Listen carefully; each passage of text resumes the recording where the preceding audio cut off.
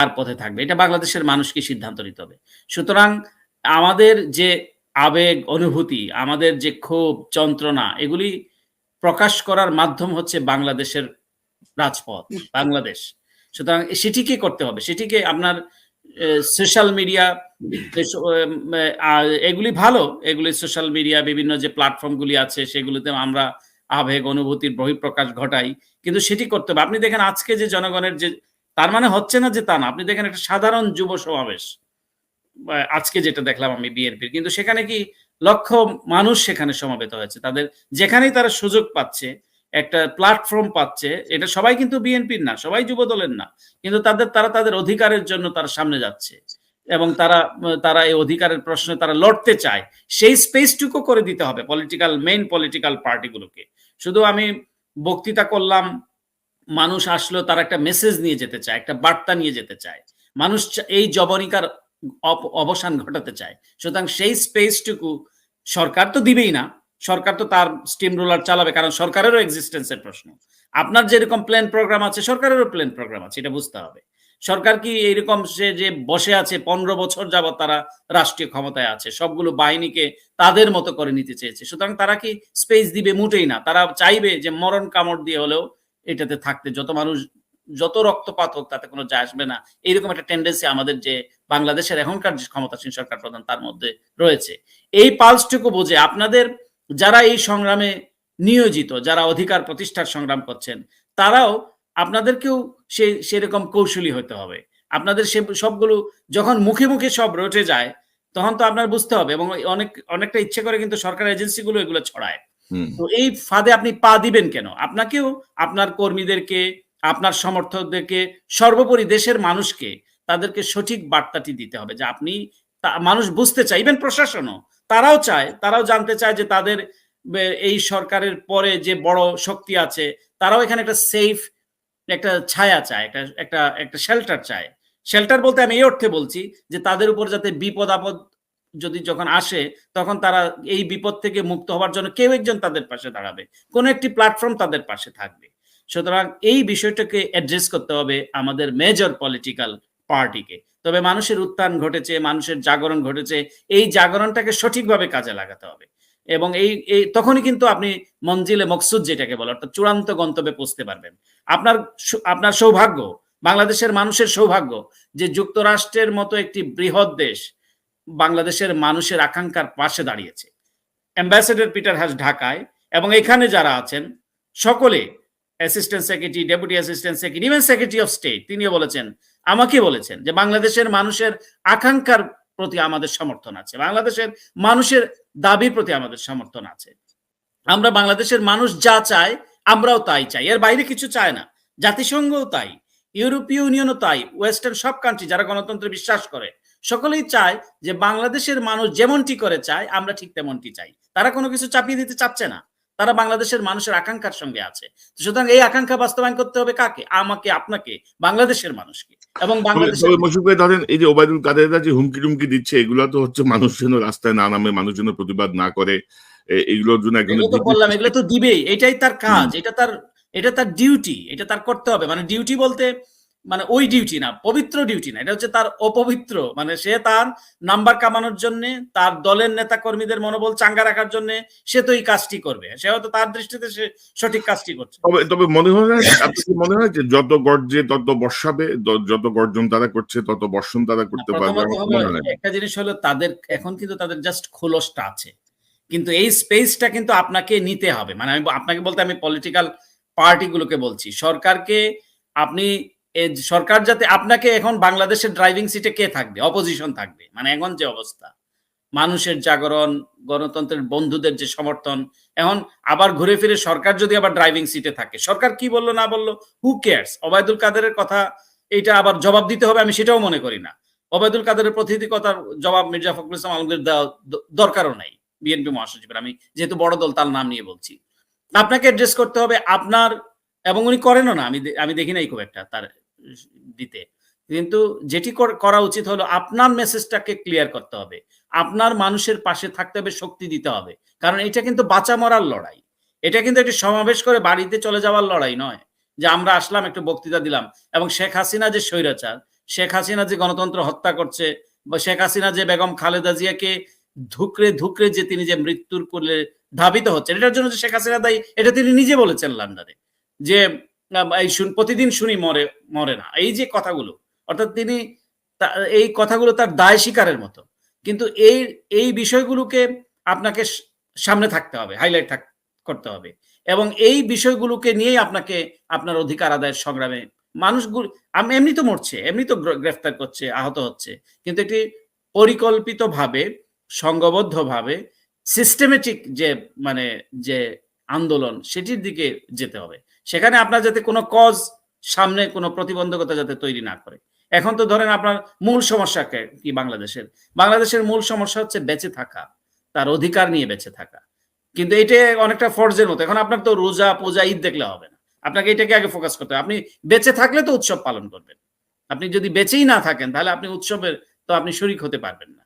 তো সুতরাং বেঁচে থাকা যে মানুষের, এবং শুধু নিজে বেঁচে থাকা না, অন্য মানুষগুলো যাদের জীবন হারিয়েছে এবং যারা অপেক্ষা করছে যে এই বুঝি তাদের প্রিয়জন ফেরত আসবে, আর ফেরত যদি নাও আসে, তারা অন্তত এই বিচারটুকু পাবে, তাদের প্রতি সলিডারিটি প্রকাশ করা, তাদের প্রতি সংহতি প্রকাশ করা, এটাও কিন্তু একটা আন্দোলনের অংশ। সুতরাং মূল কথা হচ্ছে বাংলাদেশের মানুষকেই, পলিটিক্যাল পার্টিকেই ড্রাইভিং সিটে থাকতে হবে এবং তার এই অধিকার আদায়ের সামনের সারিতে থেকে তার অধিকারটি আদায় করতে হবে। এটা কিন্তু ভিন দেশ থেকে কেউ এসে করে দিয়ে যাবে।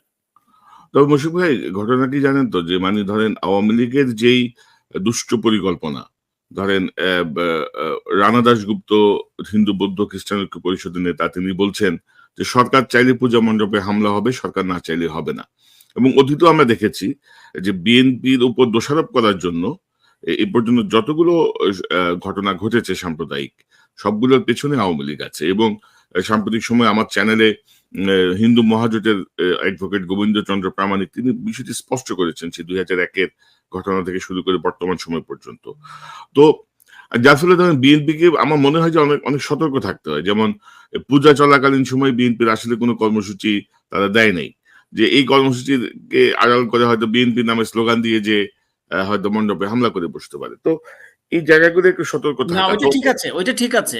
আমি সেটা একটা সাধারণ কথা বলছি। ওইটা তাদের অবস্থানটা ঠিকই আছে, এবং সরকার তো এগুলা করবে, এবং সরকার করলে যে সরকার করছে এটা আমরা করি নাই, এটা আবার প্রমাণ করার দরকার নেই। এখন সব ক্লিয়ার। ইভেন বাংলাদেশের যে শুধু ইন্টেলিজেন্স কাজ করছে তা না, সেখানে তো ইন্টারন্যাশনাল ইন্টেলিজেন্সও ইনভলভ। এবং সরকারের যেটা খুব ভালো হয়েছে সেটা হলো মানে মানুষের জন্য, যারা অধিকারের জন্য লড়ছেন, কারণ সবকিছু কিন্তু মানে একদম বিটুইন দ্য লাইন জানে যারা আমাদের অর্থনৈতিক অংশীদার অথবা গণতন্ত্রের অংশীদার। এখানে কিন্তু বলে বোঝাতে হয় না, তারা গভর্নমেন্টের পালস খুব ভালো রিড করে ফেলেছে, যে এই শাসক শ্রেণী তারা কিভাবে এইগুলি ডাইভার্ট করে, কিভাবে তারা উদুর পিণ্ডি বুদুর ঘাড়ে চাপায়, এটা কিন্তু খুব ভালো করে জানে, তারা জেনে গেছে। এবং তারা হামলা করে কিভাবে, তারা বলে যে হামলা করেছে, এবং তারা নিজেরা বিরোধী দলের সভা সমাবেশে হামলা করে, কিন্তু তারা বলে যে হ্যামলেট করে হামলা করে, এবং তারা বিরোধী দলের উপর চাপায়। এটা কিন্তু খুব ক্রিস্টাল ক্লিয়ার, পরিষ্কার, এগুলি বলে বোঝাতে হয় না। ইভেন ইনফরমেশন, আপনি দেখবেন যে ইনফরমেশনটি তারা সংগ্রহ তাদের কাছে আছে, হয়তো বিএনপির কোনো এক নেতা হয়তো 1 সপ্তাহ পরে সেই ইনফরমেশন সরবরাহ করছেন, কিন্তু তাদের একদম অন টাইম এবং রিয়েল টাইম আপডেট যেটাকে বলে। এখন আপনি বলতে পারেন বাংলাদেশ নিয়ে বসে আছে নাকি যুক্তরাষ্ট্র? না, বাংলাদেশ নিয়ে মোটেই বসে নাই, কারণ এটি বাংলাদেশের জন্য আলাদা উইঙ্গই আছে, বাংলাদেশের জন্য আলাদা একটা সাউথ এবং সেন্ট্রাল এশিয়াতে ব্যুরো যেটাকে বলা হয় স্টেট ডিপার্টমেন্টের, বাংলাদেশের জন্য নির্ধারিত কর্মকর্তা আছেন, এটাই তার কাজ, এটাই তাকে করতে হবে। এবং এটা একই সঙ্গে সব জায়গায় যাবে। আপনি ইমেল চেইন গুলো সাথে সাথে, এখানকার সিস্টেম গুলো এত সুন্দর যে ধরেন যদি আপনি একটা ডেস্ক অফিসারকে যদি আপনি অন্য দেশের কথায়, যে কোনো দেশে কিন্তু টপ পর্যন্ত যায়, তাদের নলেজে বিষয়গুলো থাকে। সুতরাং এখানে এবং ব্যালেন্স অফ পাওয়ার সেখানে খুব সুন্দর, যে যার যার কাজ শেষে করছে, এখানে কোনো বসি নাই, কোনো ইন্টারফারেন্স নাই, যার যার কাজের জন্য সে নিজেই অ্যাকাউন্টেবল, লায়েবল। তো যাই হোক, সেটি অন্য আলোচনা। কিন্তু আপনি যেটা বললেন, এবং মুশফিক ভাই, আমার যেটা মনে হয় যে সাপোজ ধরেন ওই পিএইচডি গবেষণা যেমন একটা হাইপোথিসিস থাকে, এরপরে ক্রমাগত বিভিন্ন তথ্যপাত্র দিয়ে প্রমাণ করতে হয় যে এই হাইপোথিসিসটাই কারেক্ট না আমার গবেষণার জায়গাটা। আমার মনে হয় যে আমেরিকার কিছু সেট বিষয় আছে, যে বাংলাদেশে গণতন্ত্র পুনরুদ্ধার এবং এই সংক্রান্ত তাদের যে হাইপোথিসিস বা তাদের যে পরিকল্পনা, তাদের যে শিরোনাম, এই শিরোনামের সপক্ষে তারা বিভিন্নভাবে কাজ করে যাচ্ছে। হয়তো বাংলাদেশের ক্ষেত্রে তাদের মুভটা অনেক সফট, অনেক স্লো, এটা যদি অনেকে মনে না, করেন। আপনি তাদের বলতে লক্ষ্য পারেন প্রায়োরিটির ক্ষেত্রে আপনি যদি ওবায়দুল কাদেরের কথাগুলো ধরেন, যেমন এই ওবায়দুল কাদের বলছে তলে, তলে আপোষ নেগোসিয়েশন হয়ে হয়ে গেছে। গেছে। আবার বলছে যুক্তরাষ্ট্র কে তার কথা শুনতে হবে। এটা বলছে না। তো এরা কত কন্ট্রাডিক্টরি এবং এরা যে কি বলবে এখন তো তাদের কিছু, কিছু জিনিস তো তাদের কাছে খুব ক্লিয়ার যে তাদের ডেস্টিনেশনটা কোথায়। তো কোথায়? তাদের স্বাভাবিকভাবে তাদের মাথা ঠিক থাকবার কথা নয়। কিন্তু এই মাথা ঠিক নাই যারা বলছে, যাদের মাথা ঠিক আছে তাদের যাতে এই মাথা ঠিক নেই তাদের কথা যাতে তারা বিভ্রান্ত না হয়। সে যেই হোক, সরকারি এবং কর্মকর্তা হোক কিংবা সাধারণ মানুষ হোক। এবং আপনি তো জানেন যে ওবায়দুল কাদের বাংলাদেশের পক্ষে ১ম পারমাণবিক হুমকি দিয়েছেন। তিনি ইউরেনিয়াম ঢেলে আমি দিয়েছেন। আমি হ্যাঁ, এটা নিয়ে আমি এটা শুনে মানে আমরা তো শেয়ার করেছি যেহেতু ব্রিফিং হয়নি পাবলিকলি আমার খুব জানবার ইচ্ছা ছিল। কিন্তু আপনি জানেন যে স্টেট ডিপার্টমেন্টের ব্রিফিং হচ্ছে না দীর্ঘদিন। তো দীর্ঘদিন না প্রায় সপ্তাহের বেশি যেহেতু এই ঘটনা আসার পরে ন্যাশনাল সিকিউরিটি অ্যাডভাইজার ব্রিফ করেছেন এবং শুধু এটি নয় তারা তো হুমকি দিচ্ছে তারপরে মিসলিড করছে, মিসকোট করছে। যেমন ন্যাশনাল সিকিউরিটি অ্যাডভাইজারের বক্তব্যকে মিসকোট করেছে বাংলাদেশের প্রধানমন্ত্রী। তো এগুলোও আছে। তো এগুলি ধরেন প্রাইভেটলি আমরা যখন জানাই, ইনফর্ম করি তো বলে তাই নাকি? এরকম নাকি? তো এখন তো খুব ক্লিয়ার কারণ এগুলার সাপোর্টিং নিউজ এভিডেন্স থাকে, ডকুমেন্টস থাকে, ভিডিও থাকে। তো এগুলি বলাটা এবং পৌঁছানোটা খুব তারা নিজেরাই দেখে আমাদের পৌঁছাতে হয় না। ঢাকা এমবাসি এতগুলা কর্মকর্তা কাজ করছে, এটার জন্যই কাজ করছে। প্রেস এবং পাবলিক অ্যাফেয়ার্স এ। এবং মুশফিক ভাই এই যে ইউরেনিয়াম থ্রেট দেওয়ার পরে ফেসবুকে একটা ট্রল হচ্ছে যে ওবায়দুল কাদের ইউরেনিয়াম সমৃদ্ধ চা খেয়ে ফেলেছেন। দেখেন কি করে। তো তো এটা যেটা মানে হয়েছে ওনার চায়ের কাপে কেউ ইউরেনিয়াম এক ফোঁটা দিয়ে দিছে উনি এটা না খেয়ে আমি ফেলে এইসব এই পলিটিক্যাল চিপ কথাবার্তার মধ্যে গিয়ে আমাদের সময় নষ্ট করে লাভ নাই। এগুলো তো ফান আরকি। পাবলিক জি, পাবলিক জি। ভালোই ট্রল করছে। বাট ট্রল হ্যাঁ, করা বা এইসব ফানের থেকে মূল বিষয় হচ্ছে যে রাজপথে থাকা, হুম, হুম। অধিকার আদায়ের সংগ্রামে করা। যে এগুলো নিয়ে আপনি দেখবেন যে ফেসবুকে একটা ঘটনা ঘটলে যে পরিমাণ ট্রল হয়, যে পরিমাণ এটা কাউন্টার অ্যাটাক হয় বা লেখা হয়, এগুলোতে আসলে কিছু হয় না স্বৈরশাসকদের। না, স্বৈরশাসকরা চায় যে সোশ্যাল মিডিয়ায় সবাই ব্যস্ত থাকুক, সোশ্যাল মিডিয়া নিয়ে ব্যস্ত থাকুক, তাদের মূল জায়গাটায় যেন কেউ আঘাত না করে। তো আমি যেটি বলছিলাম যে আপনি কি মনে করছেন না যে ভারত সফরে খুব বেশি ইতিবাচক কোনো ফল আওয়ামী লীগ পাবে? তারা যেভাবে না ধর্ণা আমি দিচ্ছে আমি বা আমি দেখাতে এটা চাচ্ছে। আমি এটা মনে করি না এই কারণে প্রথমত হলো ভারত খুব বেশি এনগেজ ছিল আমরা সকলেই জানি ২০১৪ সালের নির্বাচনে। তারা নিজেরাই এই নির্বাচনটা বলা চলে যে তারাই নির্বাচনটা করে দিয়েছে। তাদের পররাষ্ট্র সচিবকে পাঠিয়ে তারা খুব ওপেনলি এবং খুব নেকেডলি তারা ইনভলভ হয়েছে। ২০১৮ সালে তারা করেছে বাট তাদের খুব কম পরিশ্রম করতে হয়েছে। এবং তারা খুব বেশি এনগেজ ওই অর্থে হয়নি যেভাবে ২০১৪ সালে হয়েছিল। আর এবারের নির্বাচনে তারা কারণ তারা দেখছে যে ভারতের নিজেদেরই অনেক সমস্যা আছে। এগুলো নিয়ে আমরা এর আগেও আলোচনা করেছি। এবং শেখ হাসিনা যখন মানে এই সমস্যার ভিতরে আরেকটা লায়াবিলিটি তাদের মাথায় নেয়ার তো দরকার নাই। যদি পপুলার হতো কারণ তাহলে হয়তো তারা এটা চিন্তা করত যে পপুলারিটির দোহাই দিয়ে তারা এটা করতে পারত। কিন্তু সেটি তারা বুঝতে পারছে যে এখন এবং তাদের যে পারপাস যেটি সার্ভ হওয়ার সেটিও হয়েছে। এবং এখন তারা যেটা হচ্ছে যে এই মানুষের উপরে একটা হলো অ্যান্টি ভারত সেন্টিমেন্ট বাংলাদেশে ব্যাপক বিস্তৃতি লাভ করেছে। এটা ভারতের জন্য খুব ক্ষতিকারক। এবং এই কারণে আপনি দেখবেন সাবকন্টিনেন্টে অনেক দেশকে তাদেরকে হারাতে হয়েছে। হুম, তাদের শ্রীলঙ্কা তাদের কাছ থেকে চলে গিয়েছে। নেপাল তাদের সাথে নাই। সর্বশেষ মালদ্বীপ। আপনি দেখেন মালদ্বীপে যে ইলেকশনটি হলো সেখানে কিন্তু কট্টর ভারত সমালোচক যিনি তিনি বাংলাদেশের কি মুইজ্জি উনার নাম মোহাম্মদ। তো উনি প্রেসিডেন্ট নির্বাচিত হয়েছেন। তো এই অবস্থার মধ্যে এগুলি কিন্তু ভারতকে ভাবাচ্ছে। ভারতের যে ইভেন ভারতের যারা সিভিল সোসাইটি বা যারা ওয়াশিংটন ভিত্তিক অনেকের সাথে কথাবার্তা হয় যে শেখ হাসিনাকে তারা এবার ফ্রি পাস দিবে না। ফ্রি পাস মানে ব্ল্যাংক চেক যে ঠিক আছে তুমি যা করো সব বা আমরা দায়-দায়িত্ব নিব। আবার on the other hand Sheikh Hasina কিন্তু আবার প্লেও করছে ভারতের সাথে।